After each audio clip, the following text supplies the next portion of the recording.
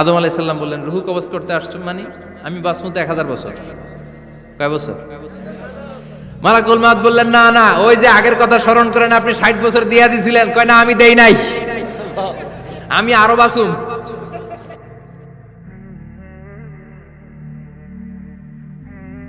পৃথিবীতে একজন মানুষই শুধু জানতেন যে তিনি পৃথিবীতে কতদিন বাঁচবেন, সেটা হচ্ছে সাইয়েদনা আদম আলাইহিস সালাম। ওনাকে বলে দেয়া হয়েছিল, উমরুকা আলফু সানা, তুমি পৃথিবীতে বাঁচবে 1000 বছর।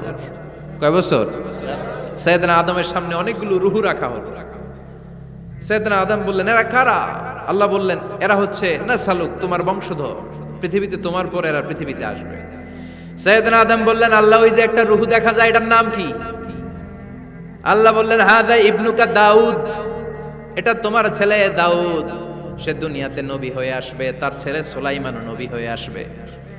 সাইয়েদনা আদম বললেন, মাবুদ, আমার ছেলে দাউদের কত বছর হায়াত আপনি দিয়েছেন? আল্লাহ বললেন, 40 সানা, মাত্র 40 বছর, 4 ইয়ার্স, 40 বছর তোমার ছেলেটা বাঁচবে।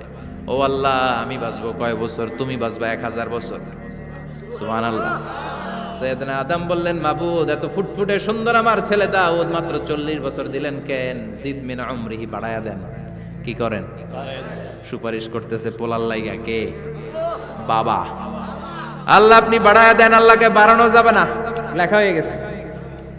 রুফিআতিল আকলাম ওয়া জাফফাতিস সুহুফ, কলম তুলে নেওয়া হয়েছে আর কালি শুকায় গেছে, আর কিছু করা যাবে? সাইয়েদনা আদম বললেন, মাবুদ, আমার 1000 বছর কেন দিলেন? আমার এই সুন্দর ফুটফুটে ছেলেটারে মাত্র শুধুমাত্র 40 বছর কেন দিলেন? ও মাবুদ, আমার 1000 বছরের দরকার নাই, আমার 1000 বছর থেকে 60 বছর আমি আমার ছেলেরে দিয়ে দিলাম। দাউদ আলাইহিস সালাম বাঁচবে 40 বছর, তো বাপ আদম যদি আরো 60 দেয়, 40 আর 60 মিলে কত হয়? 100। ভালো হিসাব বোঝে, 100। আর আদম আলাইহিস সালাম পেয়েছিলেন 1000 বছর, 60 কমে গেলে রইল কত? 940 বছর পৃথিবীতে থাকার পরে মালাকুল মাউত চলে এসেছে। কারণ এটা on time, the death will come on time, it never late, কখনো দেরি হয় না। আল্লাহ বললেন, লিকুল্লি উম্মাতিন আজালুন ফাইদা জাআ আজালুহুম লা ইস্তাখিরুনা সাআতান ওয়া লা ইস্তাকদিমুন। মৃত্যুর একটা নির্ধারিত সময় আমি বেঁধে দিয়েছি, অন টাইম। অন টাইমেই চলে আসে, 1 সেকেন্ড আগেও আসবে না, 1 সেকেন্ড পরেও আসবে না। 940 বছর বয়সে মালাকুল মাউত এসে হাজির, এসে বলল, জিইতু আন আকবাদা রূহাক, রূহ কবজ করতে আসছি। আদম আলাইহিস সালাম বললেন, রূহ কবজ করতে আসছো মানে? আমি বাঁচবো তো 1000 বছর। কয় বছর?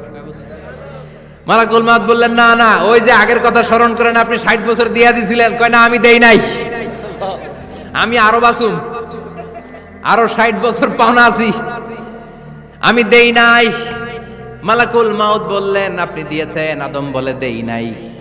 মালাকুল মাউত বলে, আল্লাহ, ঘটনা দেখেন। দিয়া কয়, দেই নাই। আল্লাহ কয়, থাক, কথা কইস না, আয়া পড়। সুবহানাল্লাহ পড়েন। নাসিয়া আদম ফানাসিয়া বানু, ভুলে গেছেন উনি। আমরা ভুলে যাই, আমরা খেয়ে বলছি খাই নাই,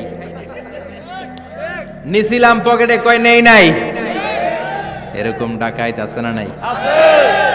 নাসিয়া আদম ফানাসিয়া বানু, বিশ্বনবী বললেন, আদম ভুলেছে তো তার সন্তানরাও ভুলে যায়। জাহাদা আদম ফা জাহাদা যুররিয়াতু, আদম অস্বীকার করেছে, তার সন্তানরাও অস্বীকার করে। সেদিন থেকে আল কিতাবা ওয়া শুহুদ, মানে লিখে রাখার সিস্টেম আর সাক্ষীর সিস্টেম চালু হয়েছে। সুবহানাল্লাহ পড়েন। সুবহানাল্লাহ। 940 বছর বয়সে মালাকুল মাউত এসে আদম আলাইহিস সালামের রূহ নিতে পারে নাই। উনি 1000 বছর যখন হয়েছে তখন এসে সাইয়েদনা আদম আলাইহিস সালামের রূহ কবজ করেছে।